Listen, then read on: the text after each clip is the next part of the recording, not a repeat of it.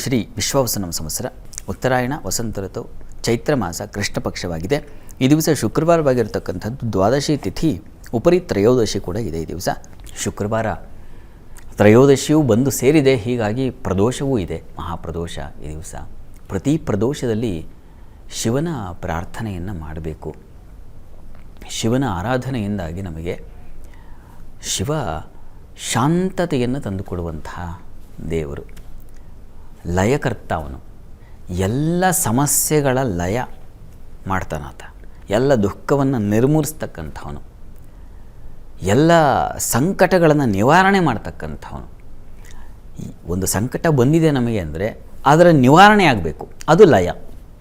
ಒಂದು ನೋವಿದೆ, ಯಾವುದೋ ಒಂದು ಪ್ರಾರಬ್ಧವಶಾತ್ ನಮಗೆ ಬಾಧೆ, ದೇಹದಲ್ಲಿ ಯಾವುದೋ ಒಂದು ಸಮಸ್ಯೆ ಮಾಡ್ತಾಯಿದೆ, ಅದು ಇದ್ದಾಗ ಸಮಸ್ಯೆ, ಅದನ್ನು ತಾಳ್ಕೊಳಕ್ಕಾಗಲ್ಲ.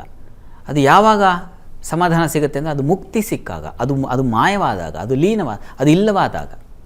ಅದು ಎಲ್ಲ ಇಲ್ಲವಾಗಿಸುವ ಶಕ್ತಿ ಯಾರಲ್ಲಿದೆ?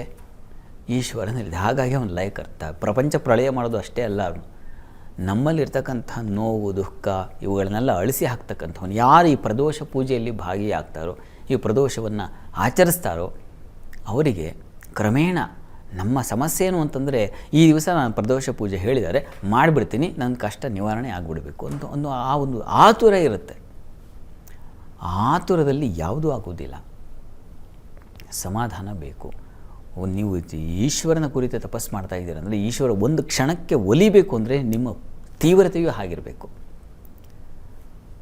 ನೀವು ಬಸವಣ್ಣವ್ರು ಹೇಳ್ತಾರಲ್ಲ, ಕರೆದರೆ ಓ ಎನ್ನನೇ ಶಿವನು ಅಂತ. ಓ ಅಂತಾನೆ ಹೌದು, ಆದರೆ ನೀವು ಕರೆಯುವ ಆ ತೀವ್ರತೆ, ಇಂಟೆನ್ಸ್ ಅಂತಾರೆ ಕರೀತಾರಲ್ವ, ಅದು ಹೇಗಿದೆ, ಅದು ಬಹಳ ಮುಖ್ಯ. ತೀವ್ರತೆ ಅನ್ನೋದು ಬಹಳ ಮುಖ್ಯವಾಗುತ್ತೆ.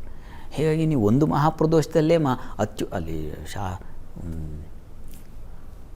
ಶ್ರೀ ಸೂಕ್ತದ ವ್ಯಾಖ್ಯಾನವನ್ನು ಬರೆಯುವಾಗ ಅತ್ಯುತ್ಕಟೈಹಿ ಪುಣ್ಯೈಹಿ, ಅತ್ಯುತ್ಕಟವಾದ ಪುಣ್ಯ ಫಲ ಇದ್ದರೆ ಶೀಘ್ರದಲ್ಲಿ ನಮಗೆ ಫಲ ಸಿಕ್ಬಿಡುತ್ತಂತೆ, ಒಂದು ಪೂಜೆಯಲ್ಲಿ ಸಿಕ್ಬಿಡುತ್ತೆ, ಅದರಲ್ಲೇನು ಸಂಶಯವೇ ಬೇಡ.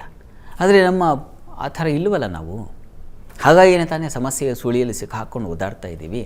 ಇವುಗಳನ್ನು ದಾಟಬೇಕಾಗಿದ್ದರೆ ಒಂದಷ್ಟು ಆರಾಧನೆ ಬೇಕು, ತಪಸ್ಸಿಗೆ ಒಂದಷ್ಟು ಕಾಲ ಇದೆ.